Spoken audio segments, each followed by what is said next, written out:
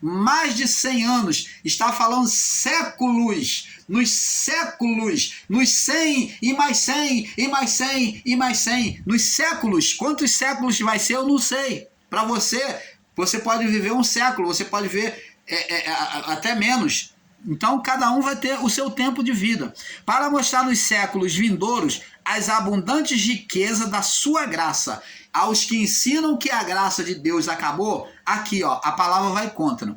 Está dizendo que a graça de Deus seria para os séculos vindouros. Ó, os séculos vindouros. Pela sua benignidade, pelo seu grande amor para conosco em Cristo Jesus. Então esse amor, ele vai ser demonstrado a toda a criação. Enquanto existir o homem, vai existir, todos saberão desse amor. Todos saberão dessa história, dessa salvação, deste amor de Deus. E pela graça sois salvos, por meio da fé. Isto não vem de vós, é dom de Deus. Então não é escolha de Deus, mas pela graça, pelo amor de Deus. Tá bom? Então, abençoados, agora vamos ver agora em Efésios capítulo 5. Efésios 5. Essa é a parte 5, tá, amados? Eu deixei o vídeo saltar. E saltando. Então tá aqui, Efésios 5, no verso 8 ao 14. Do verso 8 ao 14. E diz aqui, Paulo, ainda diz mais, ó. Vamos ler do verso 6 em diante, para não ficar fora do contexto. Ninguém vos engane com palavras vãs, com palavras mentirosas, enganosas, porque por estas coisas vem a ira de Deus, ó, pela atuação do mal, né? Pelas obras maus, sobre os filhos da desobediência, aqueles que desobedecem a Deus. Portanto, não sejais seus companheiros, porque no outro tempo eram, ó, onde é que Deus escolhe, amado? Onde é que Deus formou eleito e não eleito? Onde é que Deus predestinou o filho para salvação e outro para perdição? Ora, Paulo era treva, ó, porque no outro tempo eras trevas. Mas o que aconteceu? Paulo se converteu. Ele se entregou o seu coração, a sua vida a Cristo Jesus. Ele foi chamado e ele atendeu ao chamado. Todos são chamados. Como Jesus disse, muitos são chamados, mas poucos escolhidos. Escolhido não que Deus está escolhendo. Não, bem me quer, mal me quer. João vai, Maria não. Pedro vai, Paulo não. Não. Muitos são chamados, o convite está falando que é a todos, o convite à salvação era a todos, mas quem se incluía como salvo? Aqueles que se deixavam se incluir como salvos. Esses eram os escolhidos. Os escolhidos eram aqueles que se colocavam como salvos, aqueles que abraçavam a palavra de salvação. E não podemos literalizar dizendo que Deus escolheu, que muitos são chamados e por escolhidos, dizendo que Deus escolheu. Deus nunca escolheu. Nunca. Nunca. A predestinação de Deus é a predestinação, a reparação da condição de condenação. Essa é a palavra quando Paulo diz que ele nos predestinou a salvação. Predestinou quem? A criação. Aqueles que querem se incluir para a salvação. Aqueles que quiseram se incluir para a salvação. Então, logo, os que não quiseram foram os não eleitos, foram os ímpios. E os que quiseram foram os eleitos, os filhos da salvação. Essa é a palavra que Paulo está dizendo. Paulo não está dizendo que a predestinação de Deus seja que ele escolheu um e rejeitou o outro. A palavra quando diz que ele nos elegeu antes da fundação do mundo, para ser de salvo, que ele nos elegeu antes da fundação do mundo, dizendo que o desejo de Deus era bom para com a criação. A criação dele, no seu desejo, era que todos os espíritos fossem levados para ele, fossem criados aqui, né? Fossem gerados aqui por meio de Adão, por meio daquilo que ele colocou em Adão, né? então agora subisse direto, mas não foi assim. Ele nos elegeu nele antes da fundação do mundo. Está falando do desejo benigno, amoroso, gracioso do amor de Deus. É isso que Paulo está dizendo, que ele nos elegeu nele antes da fundação, no desejo dele, dizendo que o desejo dele era bom com a criação. E não que Deus nos elegeu, como eu estou na graça, então Deus me elegeu. O que está lá na curimba, o que está lá no espiritismo, no ocultismo, ele não foi eleito. E amanhã, quando ele receber o evangelho e ele aceitar o evangelho, aí você vai dizer, não, você foi salvo. Opa, amado. E é a decisão do coração de cada um de nós trazermos luz ou trazermos trevas espirituais para nós. Isso sempre vai existir. Liberdade de escolha. Liberdade de escolha. Eu ia dizer livre-arbítrio, mas livre-arbítrio só quem tem é Deus. Ensinar livre-arbítrio, não existe livre-arbítrio no homem. O homem faz aquilo que Deus quer. Eu não posso determinar o meu tempo de vida. Eu não posso me matar e reviver. Isso é livre-arbítrio. Se eu pudesse reviver a minha própria vida. Se eu pudesse determinar quando é que eu vou morrer e eu ressuscitar. O homem não tem livre-arbítrio. Livre-arbítrio é um poder divino. O homem tem liberdade de escolha. Nessa liberdade de escolha, o homem pecou contra Deus. Então, abençoados, é isso que temos que entender. Paulo diz, noutro tempo eres trevas, mas agora sois luz no Senhor. Efésios 5:8. Sois luz no Senhor, assim andai e permanecei como filho da luz. Vamos ler lá em Colossenses, capítulo 1, Colossenses 1, Colossenses 1 no verso 13, diz assim, Paulo também falando. Ó, vamos ler do verso 11. Dando graças ao nosso Pai, que nos fez idôneo, quer dizer, sem condenação, para participar, nos fez digno, né, idôneo, para participar da herança dos santos na luz, ó, junto com os anjos, ó, da herança dos santos na luz, ó, junto aos anjos, dos santos na luz, o qual nos tirou das potestades, o qual nos arrancou pela revelação da palavra na mente, ó, nos tirou na mente, nos tirou da potestade das trevas e nos transportou para o reino do Filho do seu amor. O que Paulo está dizendo aqui? Paulo está dizendo que agora eles têm sã consciência, eles estariam tendo sã consciência de uma vida salva com Deus. Nos tirou das potestades do domínio aqui, ó, na mente, das potestades das trevas e nos transportou para o reino do Filho do seu amor. Quem reinava sobre a vida deles, sobre a mente deles, na criação? Satanás. De Adão até o juízo, vamos dizer assim. Porque a partir da cruz de Cristo, ele começa a mudar isso, né? Então ali as mentes já são libertas. Já é liberta. Agora essas algemas já vêm cair. Então, o qual nos tirou da potestade das trevas, nos transportou para o reino Filho do seu amor, em quem temos a redenção pelo seu sangue, a saber, a remissão dos pecados. Você está vendo, abençoado? Existia um reino, né? Nos transportou para o reino do Filho do seu amor. Paulo está mostrando que existia um outro reino, como João Batista vem pregando e ensinando. Arrependei-vos, porque está próximo o reino dos céus. Porque existia o reino de Satanás, o reino do opositor, do espírito gerado pela oposição de Adão.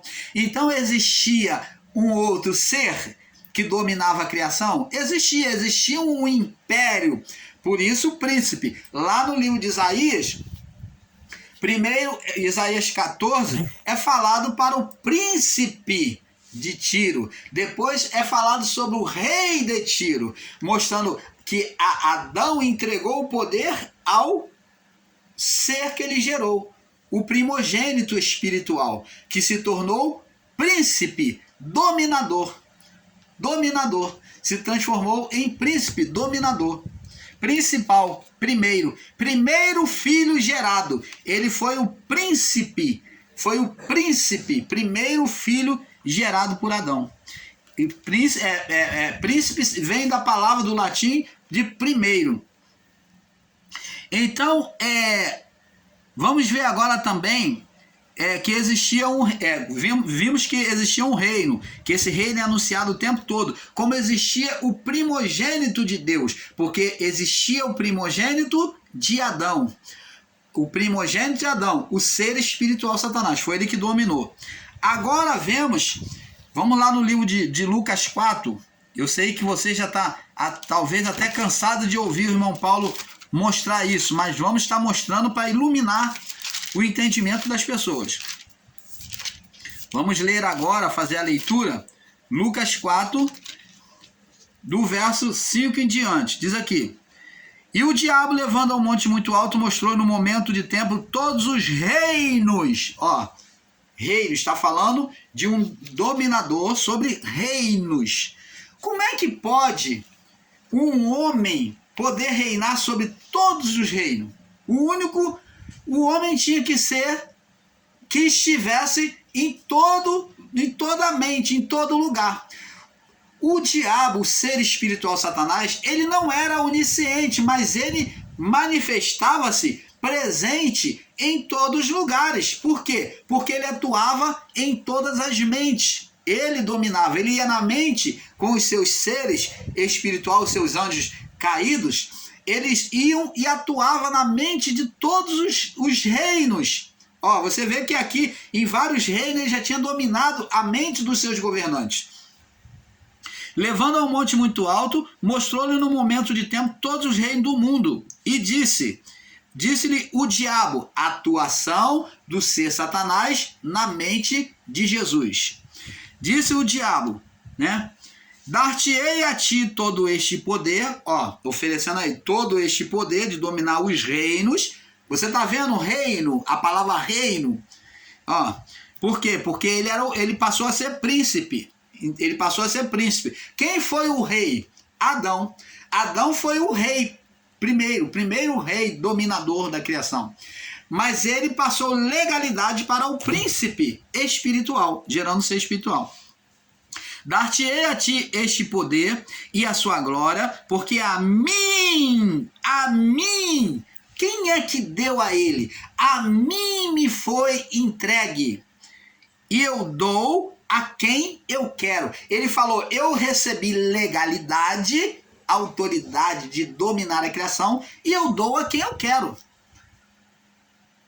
Você está vendo aí da onde vem os votos demoníacos, pacto que fazem aí com as forças das trevas espirituais? As pessoas se enriquecem do dia para a noite, criam fama, se compactuando com forças espirituais das trevas exteriores. Trevas espirituais. Por que trevas exteriores? Porque não é as trevas daqui, física. Porque se fosse trevas daqui, iria falar das trevas. Mas está falando trevas exteriores. Então, agora ele diz, e eu dou a quem eu quero, porque a mim me foi entregue, eu dou a quem eu quero. Portanto, ele pede uma condição. Se tu me adorares, tudo será teu. E quantos tem aí que fazem pacto com poderes das forças ocultas? Fazem pacto com as forças, com o ocultismo, com demônios. Elas vai até ser bem sucedida, porque as forças espirituais do mais, o mundo jaz no maligno. O mundo jaz no maligno. Jesus falou isso, o mundo jaz no maligno. Agora, só que uma hora, esses demônios vão fazer uma cobrança. É o que acontece. E se essa pessoa não se converter ao evangelho, não renunciar este mal, ela vai ser enredada e muitas das vezes envolve familiar. O mal envolve família, um filho, uma filha, um parentesco. Então, amados, não se pode negar que existe a atuação das trevas no nosso meio. Atuação de demônios no nosso meio. E quem gera esses demônios? O homem. Quando ele exerce a sua fé, nós somos divinos. A palavra de Deus, ou não sabeis que vós sois deuses. A luz que é a vida e que dá vida a nós, né? Que dá vida à alma, né? A alma recebe, ela só é alma vivente por essa vida, por esse espírito divino, essa luz divina. É esse espírito que dá vida à alma. Então, quando esse espírito ele é trazido pelo desejo da alma à carnalidade, porque somos um só. São 3 e 1. 3 e 1, o só corpo. Então, quando a alma que é espiritual, que o espírito ele vive, ele está dentro da alma, o espírito está dentro da alma, porque se retirar o espírito, que é a vida, a luz, o corpo morre. Não existe mais vida. Vida só é com a presença do espírito. Então ele está lá dentro, ele é ausente, imperceptível aos olhos, mas ele é que dá a vida. Ele é a segunda consciência do homem. Para nós, mas para Deus, ele é a primeira consciência, porque nós somos o primeiro espírito. Então, ele no plano espiritual, o espírito é a primeira consciência. Agora, para nós, ele é a segunda, porque ele é imperceptível ao homem. O homem pensa que ele é apenas corpo e alma, porque o espírito está lá dentro. Ele é a consciência, toda a consciência do espírito, da alma. O espírito vive, ele participa, ele está ali dentro, ele é perceptível, ele leva para Deus. É ele que retrata o homem com Deus. O homem com Deus é que retrata o homem com Deus. É ele que apresenta a imagem humana aos olhos de Deus. Essa é a vida de Deus. Essa é a vida de Deus, o Espírito. Então, ele diz, portanto, se tu me adorares, tudo será teu. Então, Jesus não adorou. O Espírito de Jesus permaneceu, venceu aquela situação. Vê que a alma, houve uma luta do Espírito, corpo, Jesus estava no corpo, a alma dele, pela mente dele, pelo desejo da mente dele, o ser Satanás falava, e pelo Espírito ele combateu, pela palavra, vê que a palavra só é palavra espiritual, só é a palavra de Deus. Então, pelo Espírito, pela consciência de Deus, a vida de Deus, ele combateu aquelas propostas de Satanás. Vemos aqui corpo, alma e espírito, combatendo o poder das trevas. Você está entendendo, abençoados? Então, amados, vamos prosseguir aqui.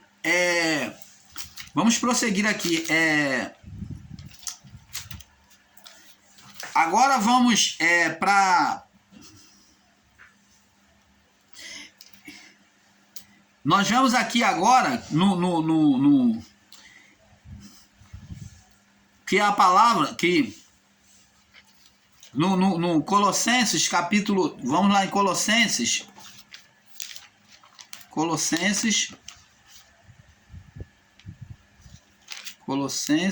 capítulo, vamos voltar aqui em Colossenses capítulo 1, no verso, nós lemos capítulo 1 no verso, até o verso 13, né? Vamos ler agora no verso 15. Diz aqui, o qual é a imagem de Deus, quem? Jesus. O primogênito de toda a criação. Opa! Peraí, abençoados. Jesus é o primogênito de toda a criação? Quem foi o primeiro a ser criado na criação? Não seria isto contraditório considerar Jesus como primogênito de toda a criação? Você está vendo como é que a linguagem espiritual, eu provo para você que a linguagem é espiritual? Se formos pegar de forma literal, esta palavra de Paulo não é verdade. Jesus não seria o primogênito da criação, o primeiro criado, que a palavra Adão significa primeiro criado. Mas como é que Paulo vem dizer que Jesus é a imagem do Deus invisível, falando de forma espiritual? Invisível é espiritual. O primogênito de toda a criação. Quem é o primogênito de toda a criação? O primeiro criado. O primeiro formado. Quem foi o primogênito de toda a criação? Dizendo que é Jesus. Mas não seria Adão? Adão foi o primeiro criado. Mas Adão perdeu o lugar. É isso que temos que entender. Adão, ele não se permaneceu perfeito. E aí veio o segundo Adão, por isso chamado o segundo ou o último Adão, que é Cristo. Ele se tornou o primogênito, porque Adão, o espírito de Adão não subiu direto para Deus. Ele não gerou filhos para Deus. Adão gerou filho para carne, o opositor. Filho nas trevas. Ele gerou nas trevas. Filhos nas trevas, todos. O ser espiritual Satanás e a partir dele todos. Porque você negar a existência do ser espiritual Satanás, então você tem que negar que todos, de Adão até o juízo, ou até a cruz, estavam em trevas. Se você ensina que todos estavam em trevas, então você tem que admitir que houve uma geração, um estado espiritual.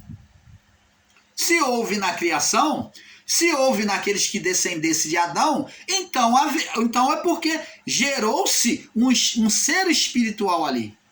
Como é que vai gerar na criação?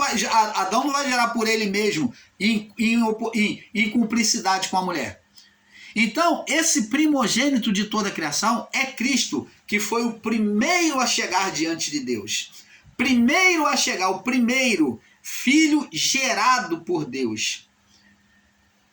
Porque Adão saiu do seu estado. Apesar dele ter sido o primeiro gerado, mas ele perdeu o seu estado. Ele se transformou em trevas. Mas o que foi perfeito? Primeiro filho perfeito. A chegar diante de Deus perfeito. Jesus. Você está vendo, abençoado? Então, é isso que temos que entender.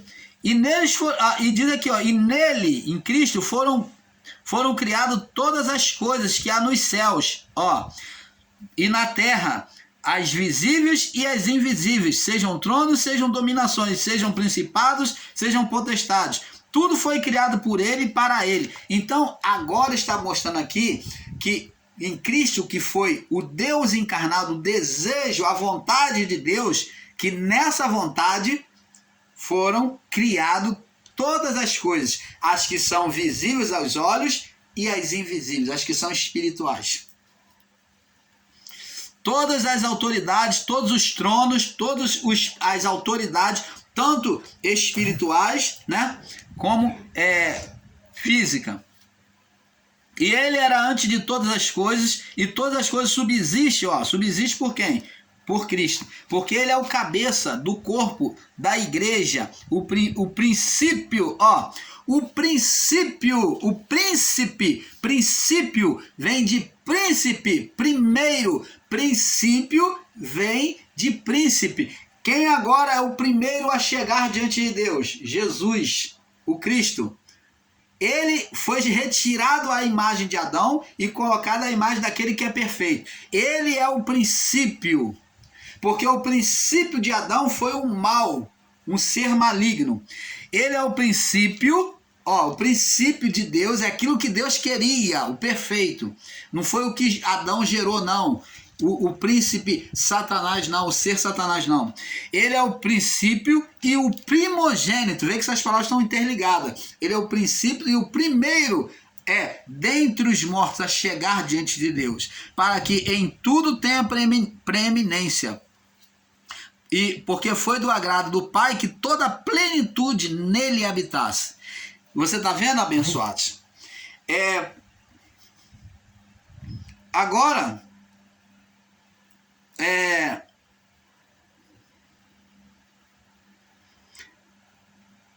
nós vemos que lá no Salmo 118, vamos lá no Salmo 118, mostrando que existia 2 estados de trevas. Vamos mostrar agora, né, para nós irmos fechando estes assuntos. 2 estados de trevas. Salmo 18, no verso... Salmo 18, para nós fecharmos e fechando esse assunto. 18, no verso 11 ao 15, diz assim. Vamos ler do verso 10. Não, vamos ler aqui, ó, do verso 9. E baixou, verso 8, aliás, verso 8. Verso 8. Das suas narinas subiu fumaça. Das suas narinas subiu fumaça. E da sua boca saiu fogo que consumia. Carvões se acenderam diante dele.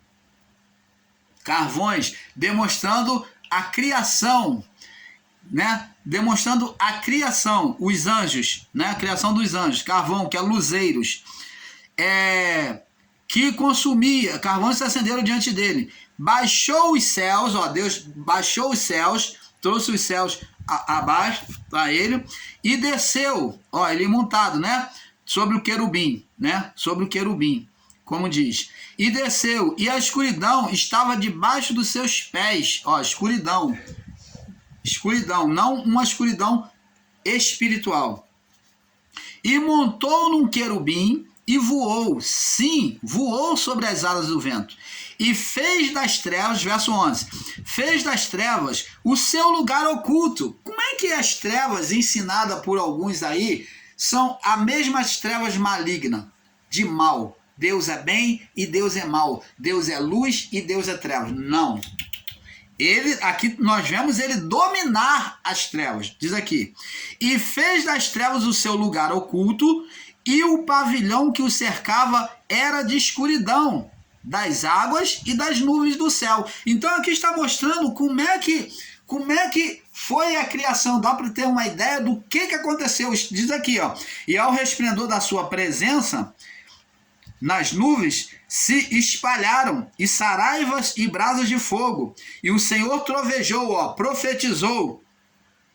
Nos céus, trovejar, profetizado. O Senhor falou, a voz de Deus é trovão.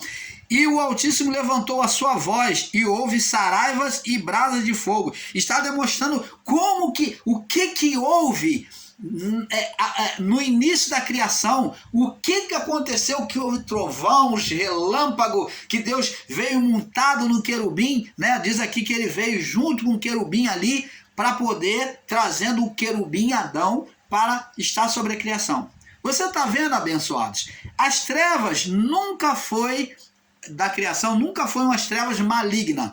As trevas malignas, quem gerou foi Adão. Vamos ver também no Salmo 119. 139. Salmos 139. Vamos para Salmo 139. No verso 12, 139 no verso 12, e diz assim: nem ainda as trevas se me encobrem de ti, mas a noite resplandece como o dia, e as trevas e a luz para ti são a mesma coisa.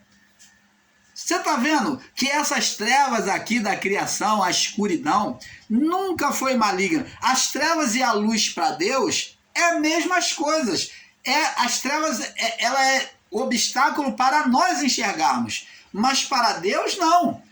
As trevas e a luz são a mesma coisa. É como nós também, diante da muita luz, não conseguimos enxergar, porque estamos num corpo físico. Mas Deus é espírito, e as trevas e a luz para ele é a mesma coisa. Não existe Não, aqui não são trevas malignas. São trevas físicas que está falando aqui.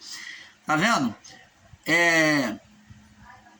São a mesma coisa. Diz aqui, agora vamos pro Salmo 112. 112, vamos retroceder para o Salmo 112. 112 no verso... Salmo 112, no verso 4. Diz assim: os justos nascem luz nas trevas. Aos justos nasce luz nas trevas. Ele é piedoso e misericordioso e justo. Aqui está falando de uma luz espiritual e umas trevas espirituais. Tá vendo? Que mudança de vida, que ao justo nasce luz num lugar de treva, num lugar que não é para dar certo, num lugar maligno, num lugar de morte. Então, Deus, ele manifesta a sua luz. Agora vamos ver trevas em 1 João. 1 João, as trevas como em um estado espiritual. Falando diretamente, 1 João fala das trevas como estado espiritual. No capítulo 2, no verso 9. 1 João 2, 9, diz assim: aquele que diz estar na luz e odeia o seu irmão, prática, conduta, até agora está em trevas espirituais. Agora, 1 João capítulo 1, no verso 7, no verso 5. Essa é a mensagem que dele ouvimos e vos anunciamos, que Deus é luz, e nele não há trevas nenhuma, trevas espirituais. Se dissermos que temos comunhão com ele e andarmos em trevas, mentimos. Tá vendo? Tá falando de conduta. E não praticamos a verdade. Mas se andarmos na luz, conduta, fazer o bem, ouvir a voz de Deus, como ele está na luz, temos comunhão uns com os outros, e o sangue de Jesus Cristo, seu Filho, nos purifica de todo pecado. Você está vendo? Conduta. Lucas capítulo 1 fala de trevas, vai falar de trevas espirituais. Lucas capítulo 1.